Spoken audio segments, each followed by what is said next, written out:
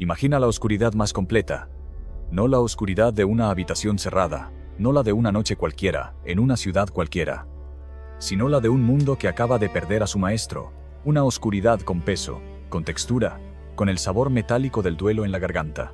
Es el tercer día. El aire de Jerusalén todavía huele a sangre seca y a mirra, a las especias que las mujeres prepararon apresuradamente antes del Shabbat, a la tierra removida de un sepulcro nuevo que no debería haber sido necesario.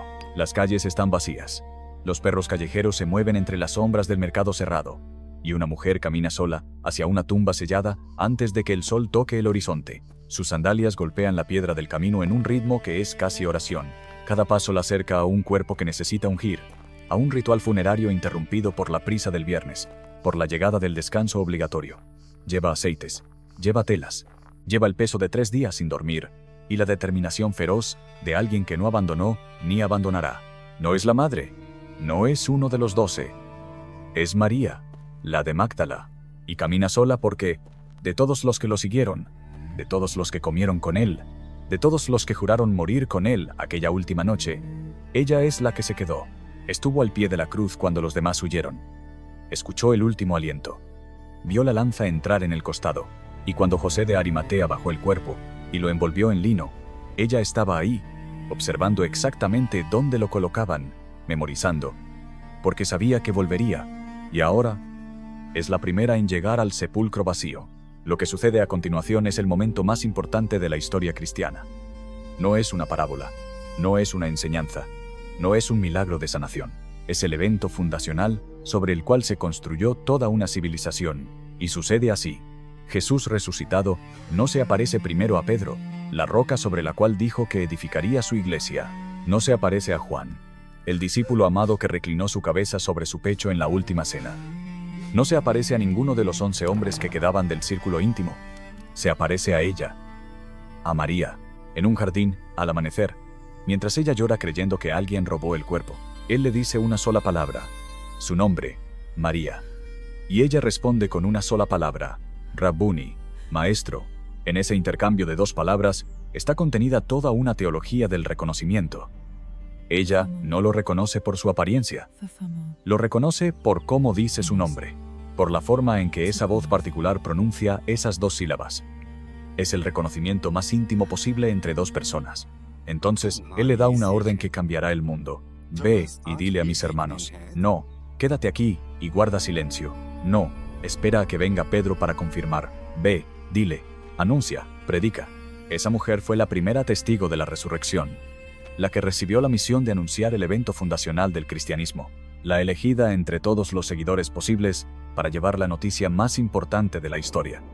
Y fue llamada prostituta durante 1378 años. No porque la Biblia lo dijera. No porque existiera una sola línea en los evangelios que sugiriera eso. No porque algún testigo contemporáneo la describiera así, sino porque un solo hombre, en el año 591, sentado en un trono que ni Jesús ni María habrían reconocido, decidió que así sería, y nadie lo corrigió hasta 1969. 1378 años. Generaciones enteras nacieron, vivieron y murieron creyendo una mentira. Pintores la retrataron desnuda. Predicadores usaron su nombre como sinónimo de vergüenza. Hogares para mujeres caídas se llamaron Magdalenas. Su identidad fue secuestrada tan completamente que hoy, si dice su nombre en cualquier calle del mundo occidental, la primera asociación que viene a la mente no es apóstol, es pecadora. ¿Cómo se borra a la persona más importante de una historia? ¿Cómo se transforma una líder en una penitente? ¿Cómo se toma a alguien que recibió una comisión directa del fundador de una religión y se la reduce a un cuerpo arrodillado pidiendo perdón? ¿Y qué pasa cuando aparece un texto antiguo, enterrado en el desierto durante siglos, que demuestra que la verdad fue suprimida deliberadamente? Para entender cómo sucedió, primero hay que entender quién era realmente esta mujer. Y para eso, hay que viajar a un lugar que el tiempo casi borró del mapa. Un lugar que la arqueología apenas está comenzando a devolver a la luz. Magdala. No es un apellido, no es un apodo, es una ciudad. En hebreo, Migdal, la torre. Ubicada en la orilla occidental del mar de Galilea, entre Tiberíades y Cafarnaúm, Magdala era en el siglo I uno de los centros económicos más prósperos de toda la región. No era un pueblo perdido en las colinas, era un puerto activo, un centro comercial, un punto neurálgico de la economía galileana. Flavio Josefo, el historiador romano judío, que comandó fuerzas en Galilea durante la guerra contra Roma, describe una ciudad con industria pesquera masiva, exportación de pescado salado a todo el Mediterráneo, una población lo suficientemente grande como para armar una flota de guerra. Hablamos de astilleros, de almacenes de sal, de redes comerciales que se extendían por todo el mundo antiguo. No era una aldea de pastores. Era un centro de poder económico comparable a las ciudades más importantes de la provincia. En 2009, algo extraordinario ocurrió. Arqueólogos excavando en el sitio de la antigua Magdala, durante la construcción de un centro para peregrinos, descubrieron los restos de una sinagoga del siglo I. Y dentro de esa sinagoga, encontraron algo que hizo que el mundo académico se detuviera. Una piedra tallada con una representación del Templo de Jerusalén. La piedra de Magdala es la representación más antigua jamás encontrada del segundo templo. Tallada por alguien que probablemente lo vio con sus propios ojos, que caminó por sus atrios, que conocía la menorá de 7 brazos y el carro de fuego con la precisión de un testigo ocular. Esa sinagoga existía cuando María vivía allí. Esas bancas de piedra sostenían a la comunidad de la que ella formaba parte. Ese era su mundo, no el mundo de una marginada. El mundo de una mujer perteneciente a una comunidad próspera, educada, conectada con Jerusalén y con el templo. Y esto importa por una razón específica. Cuando el evangelista Lucas la identifica como María, llamada Magdalena, no está diciendo María la pecadora de algún lugar. No está usando un apodo despectivo. Está diciendo María, la de Magdala, de la misma manera que Jesús es de Nazaret, de la misma manera que José es de Arimatea. Es un identificador geográfico que señala origen, pertenencia, independencia económica y social. Piensa en lo que eso significa en el contexto del siglo I. Una mujer de Magdala no era una marginada, era alguien con recursos, con posición, con nombre propio en una sociedad donde la mayoría de las mujeres se identificaban por sus relaciones familiares. Hija de tal hombre, esposa de tal otro, madre de estos hijos. Su identidad pasaba por los hombres que las rodeaban. Era el filtro obligatorio a través del cual existían públicamente. María de Magdala se identifica por su ciudad, no por un padre, no por un esposo, no por un hijo. Eso, en el siglo I, dice más que cualquier título nobiliario. Dice independencia. Dice autonomía. Dice, esta mujer existe por derecho propio. Ahora, veamos exactamente qué dice la Biblia sobre ella. No lo que los sermones repitieron durante siglos, no lo que las pinturas sugirieron. Lo que realmente dice, textualmente, versículo por versículo. Lucas capítulo 8, versículos 1 al 3. María, llamada Magdalena, de la cual habían salido 7 demonios. Eso es todo. Esa es toda la información que el Nuevo Testamento ofrece sobre su pasado. 7 demonios. 2 palabras. Ningún detalle adicional.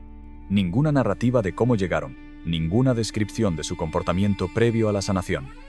En el contexto del siglo I, esa frase no tenía connotación sexual alguna. Los demonios en la cosmovisión judía del período significaban enfermedad, aflicción física o mental, posesión espiritual. Un hombre endemoniado en Marcos 5 vive entre las tumbas y se golpea con piedras. Nadie sugiere que su posesión sea sexual. El niño endemoniado de Mateo 17 tiene convulsiones. Nadie sugiere inmoralidad. Pero cuando los demonios están en una mujer, la tradición posterior asumió, sin ninguna base textual, que debían ser sexuales. Jesús la sanó.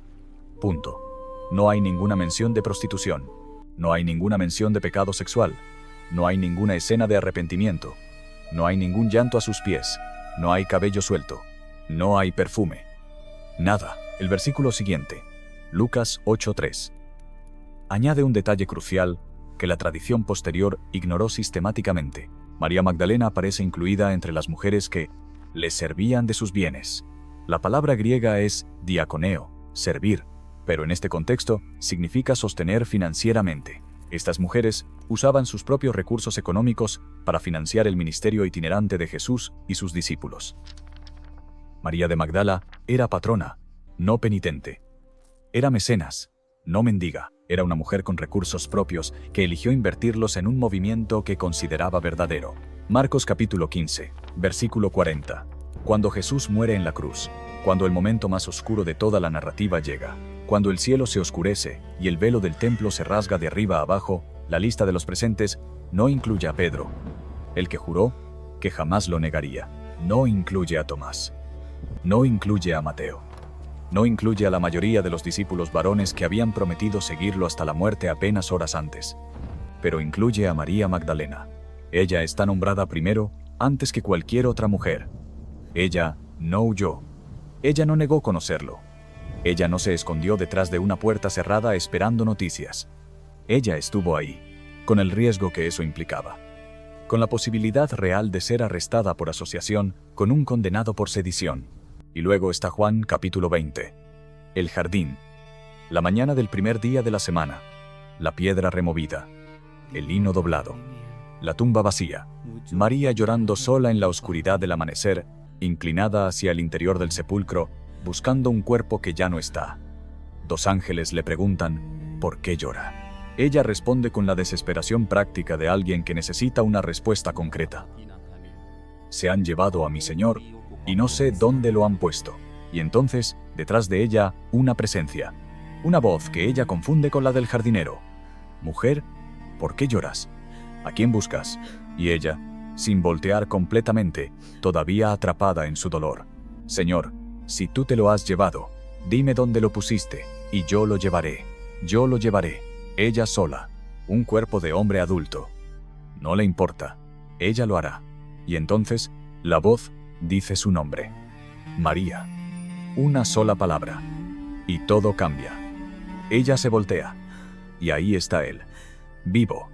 De pie. Real. El resucitado elige como primera testigo no a un pescador, no a un recaudador de impuestos, no a un celote, no a un sacerdote. Elige a una mujer. Y no solo le permite verlo, le da una misión. Ve y dile a mis hermanos. En griego el verbo es apostello, enviar. La misma raíz de apóstol, apóstolos, el enviado. María Magdalena recibió una comisión apostólica directamente de Jesús resucitado. No una sugerencia, no una invitación, una orden. Ve, dile, anuncia. Y por eso, ya desde el año 200, mucho antes de que existieran catedrales o papas con triple corona, el teólogo Hipólito de Roma la llamó Apóstola Apostolorum, la apóstol de los apóstoles, la enviada a los enviados, la que llevó la noticia a los que después la llevarían al mundo.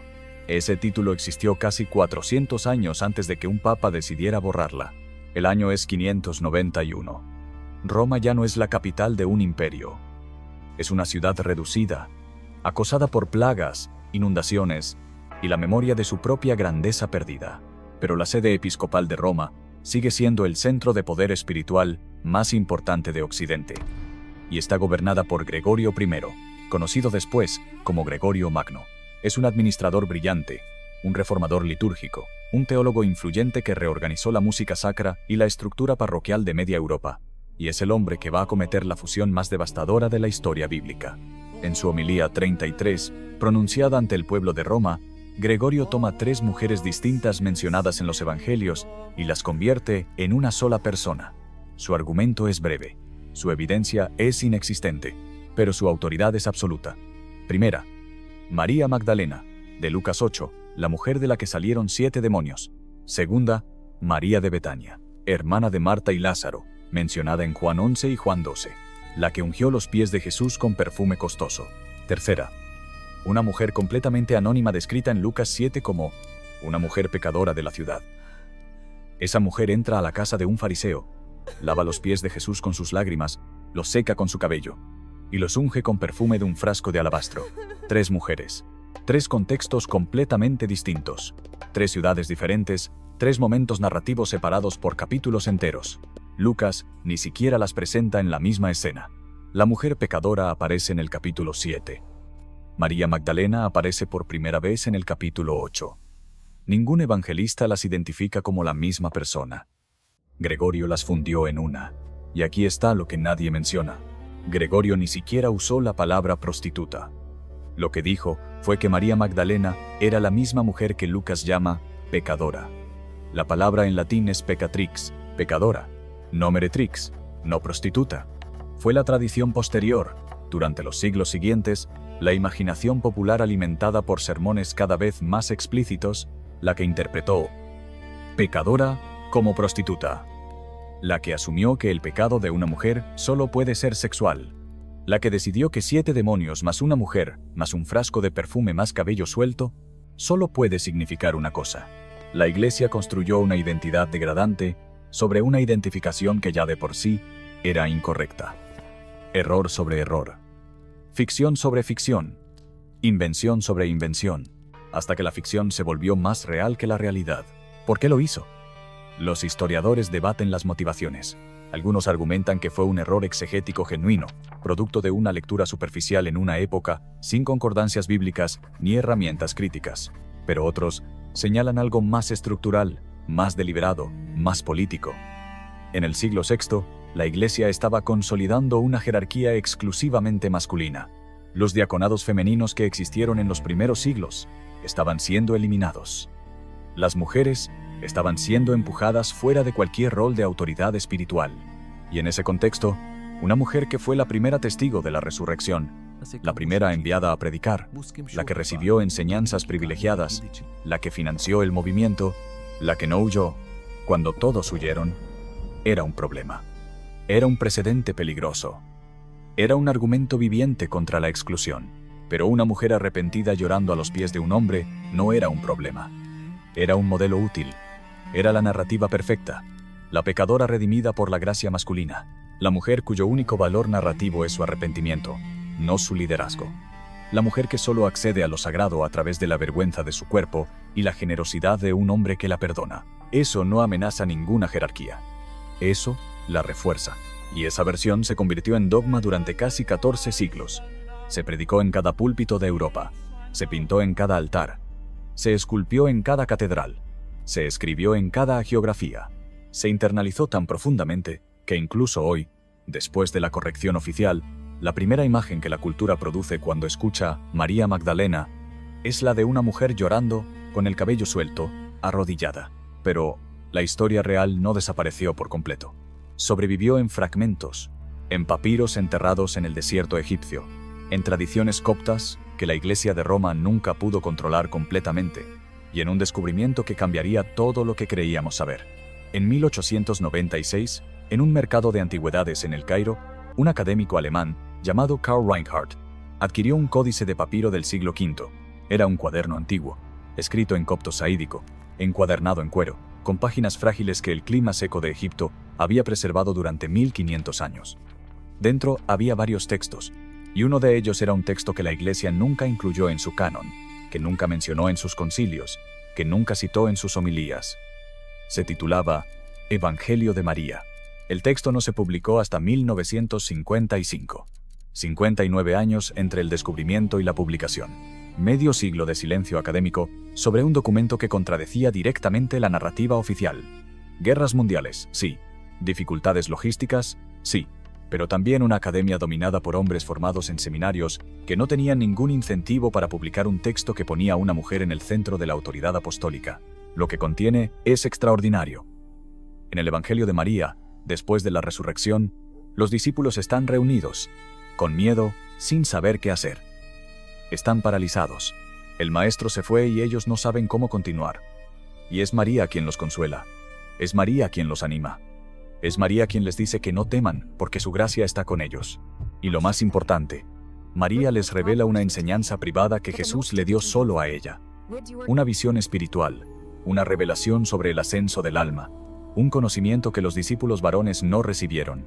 La reacción de Pedro es inmediata. Y es exactamente lo que esperarías de alguien que ve amenazada su posición. Sus palabras, preservadas en el papiro, son directas. ¿Acaso él habló con una mujer sin que nosotros lo supiéramos? ¿Debemos escucharla? ¿La prefirió a ella sobre nosotros? Escucha esas preguntas otra vez. No son preguntas teológicas. No dicen, esa enseñanza contradice lo que sabemos. No dicen, esa visión es incompatible con lo que él nos enseñó. Dicen, ¿por qué ella y no nosotros? Es celos, es territorialidad, es jerarquía amenazada. Es un hombre que se consideraba el líder legítimo, y de pronto descubre que el maestro tenía una relación de confianza más profunda con alguien que él consideraba inferior. Es exactamente el mismo mecanismo que Gregorio Magno ejecutaría siglos después desde el púlpito más poderoso del mundo. La misma lógica, la misma pregunta de fondo. ¿Cómo puede ser que ella tenga más autoridad que nosotros? Y en el texto, es Leví quien defiende a María. Leví responde a Pedro: si el Salvador la hizo digna, ¿quién eres tú para rechazarla? La pregunta queda en el aire como un desafío que resonaría a través de 2000 años de historia. Y entonces llegamos a las páginas que faltan, porque el Evangelio de María no sobrevivió completo. De sus 19 páginas originales, faltan 10. Las páginas 1 a 6 y las páginas 11 a 14. La enseñanza de Jesús a María, la revelación que provocó los celos de Pedro, la visión mística que ella compartió con los discípulos, está incompleta, mutilada. Lo que ella vio, lo que él le dijo, lo que ella entendió y que nadie más comprendió, está perdido. Arrancado, ausente. No sabemos si fue el tiempo, los insectos, la humedad o si fueron manos deliberadas. Pero las páginas que faltan son precisamente las que contenían el conocimiento que la hacía peligrosa. No faltan páginas narrativas sin importancia. No faltan saludos o introducciones convencionales. Faltan exactamente los pasajes donde ella enseña. Piensa en eso. El único texto antiguo que preserva la voz teológica de María Magdalena. El único documento donde ella no es objeto de la narrativa, sino sujeto activo que enseña y lidera, sobrevive mutilado exactamente en los pasajes donde habla con autoridad propia. La investigadora Elaine Pagels dedicó décadas de trabajo a los textos de Nag Hammadi y otros manuscritos antiguos. Lo que demostró es claro. La supresión de María Magdalena no fue un accidente aislado. No fue el error de un papa. Fue parte de un patrón estructural, sistemático, repetido texto tras texto a lo largo de los primeros siglos del cristianismo. Cuando examinas los textos que la Iglesia primitiva excluyó del canon en los concilios del siglo IV, encuentras algo absolutamente consistente. Cada texto que otorga autoridad espiritual a mujeres fue rechazado. El Evangelio de María. El Evangelio de Felipe, donde María aparece como la compañera más cercana de Jesús, la que recibe besos, la que provoca celos entre los discípulos varones. El Evangelio de Tomás, que incluye el mismo conflicto con Pedro, la misma dinámica de un hombre cuestionando la presencia de una mujer. La Pistis Sofía, donde María hace la mayoría de las preguntas y recibe la mayoría de las revelaciones. Texto tras texto tras texto. El mismo patrón. Una mujer lidera, un hombre la cuestiona, y el texto que registra ese conflicto desaparece de la historia oficial. Se declara herético, se prohíbe su copia, se condena a quienes lo poseen, y eventualmente se olvida. No fue un error de Gregorio. Gregorio fue el punto culminante de un proceso que llevaba siglos en desarrollo. La fusión de 590 y uno no creó la supresión de María Magdalena. La completó, le dio forma final, autoridad papal, sanción institucional, y la convirtió en irreversible. Fue el sello definitivo sobre un trabajo de borrado que comenzó cuando Pedro preguntó: ¿por qué ella y no nosotros? En algún momento del siglo I, y hay algo que lo confirma de manera definitiva. Algo que destruye cualquier argumento de que la fusión era una lectura natural del texto. La Iglesia Ortodoxa Oriental nunca hizo esa fusión. Nunca. En ningún momento de sus 2000 años de historia. En la tradición ortodoxa griega, rusa, copta, etíope, María Magdalena siempre fue una figura apostólica. Siempre fue la primera testigo de la resurrección. Siempre fue la isapóstola, la igual a los apóstoles. Nunca fue confundida con la mujer pecadora de Lucas 7, nunca fue llamada prostituta. Las dos tradiciones leyeron los mismos evangelios, los mismos textos griegos, las mismas palabras. Y una vio 3 mujeres, donde la otra decidió ver una sola. La confusión no era inevitable. No era una lectura natural del texto. No era la conclusión obvia de un análisis honesto. Fue una decisión exclusiva de la Iglesia de Roma, tomada por un solo hombre, en un solo sermón, y perpetuada durante 14 siglos porque servía a un propósito que no tenía nada que ver con la verdad. Mientras tanto, en Occidente, la imagen de la penitente arrepentida se convirtió en obsesión cultural. Tiziano la pintó con el cabello suelto y dorado cubriéndole el cuerpo, los ojos elevados al cielo en un éxtasis que confunde deliberadamente lo espiritual con lo erótico. No como santa, como objeto de contemplación, con sanción eclesiástica. Caravaggio la pintó derrumbada en una silla, la cabeza inclinada, el frasco de perfume a sus pies como evidencia permanente de su antiguo oficio, las joyas abandonadas en el suelo como trofeos de una vida que debe avergonzarla para siempre. Donatello la esculpió demacrada, consumida, destruida por años de penitencia en el desierto, una mujer cuyo cuerpo ha sido castigado hasta volverse irreconocible. El Greco, Rivera, Artemisia Gentileschi, Canova, cada maestro europeo durante 1000 años pintó, esculpió, grabó la misma ficción, la Magdalena penitente, La Magdalena llorosa, la Magdalena de rodillas. Durante 14 siglos, la imagen más reproducida de esta mujer en todo el arte occidental no fue la de una líder enseñando, no fue la de un apóstol predicando, no fue la de una patrona financiando un movimiento revolucionario, fue la de un cuerpo femenino en penitencia. Cada una de esas pinturas es propaganda, cada una refuerza el mismo mensaje, repetido en 1000 variaciones visuales. Las mujeres que se acercan demasiado al poder espiritual solo pueden ser redimidas a través de la sumisión y el arrepentimiento. Su cuerpo las condena antes de que hablen. Su sexualidad las define antes de que actúen. Y su único camino hacia lo sagrado es la vergüenza. Esas imágenes no ilustraban la Biblia, ilustraban la homilía de Gregorio. Y durante siglos, generaciones enteras de fieles, la mayoría analfabetos, aprendieron su religión mirando esas pinturas en las paredes de las iglesias. Nadie les leyó Lucas 8. Nadie les explicó que el texto no dice lo que las imágenes muestran. Y nadie notó la diferencia, porque nadie tenía motivo para buscarla. En 1969, casi 14 siglos después de aquella homilía en Roma, el Vaticano revisó su calendario litúrgico y separó oficialmente a María Magdalena de la mujer pecadora de Lucas 7. Sin anuncio público, sin conferencia de prensa, sin disculpa a las generaciones de mujeres que fueron llamadas Magdalenas como insulto, sin explicación de cómo un error tan fundamental sobrevivió tanto tiempo sin ser cuestionado. Simplemente, en silencio, en un documento técnico litúrgico que nadie fuera de los especialistas leyó, la corrección apareció. Como si siempre hubiera estado ahí. Como si el error nunca hubiera existido. Y en 2016, el Papa Francisco elevó la celebración litúrgica de María Magdalena al rango de fiesta, igualándola formalmente con la celebración de los apóstoles varones. El decreto oficial la llamó, por primera vez en un documento papal moderno, Apóstola Apostolorum. La apóstol de los apóstoles. Pero recuerda lo que ya sabes. Hipólito de Roma usó ese título en el año 200, casi 400 años antes de Gregorio, 1800 años antes de Francisco. Lo que el Vaticano presentó en 2016 como un honor nuevo, como un gesto de progreso, como una apertura hacia el reconocimiento de las mujeres, era en realidad la recuperación tardía y parcial de algo que ellos mismos destruyeron. No estaban elevando a María Magdalena. No estaban descubriendo algo nuevo. Estaban devolviendo, parcialmente en silencio, sin reconocer la magnitud del daño causado, lo que le robaron, lo que un sermón de 591 le quitó, y 14 siglos de repetición convirtieron en verdad incuestionable, y las páginas siguen perdidas.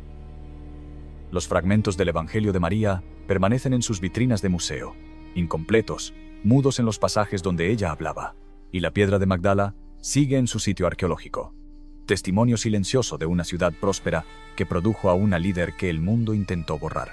Y en algún lugar del registro histórico, entre papiros fragmentados y homilías imperiales, entre concilios que decidieron qué era verdad y hogueras que quemaron lo que no convenía, sobrevive la voz de una mujer que fue la primera en escuchar su nombre en labios del resucitado. Una mujer que no huyó, que financió un movimiento, que estuvo al pie de una cruz, que fue al sepulcro sola, en la oscuridad, sin saber lo que encontraría, que fue elegida entre todos los seres humanos que alguna vez vivieron, para ser la primera en saber que la muerte no era el final. Rabuni, maestro, y después fue a contarlo, como él le pidió, antes de que nadie decidiera que no tenía derecho a hacerlo.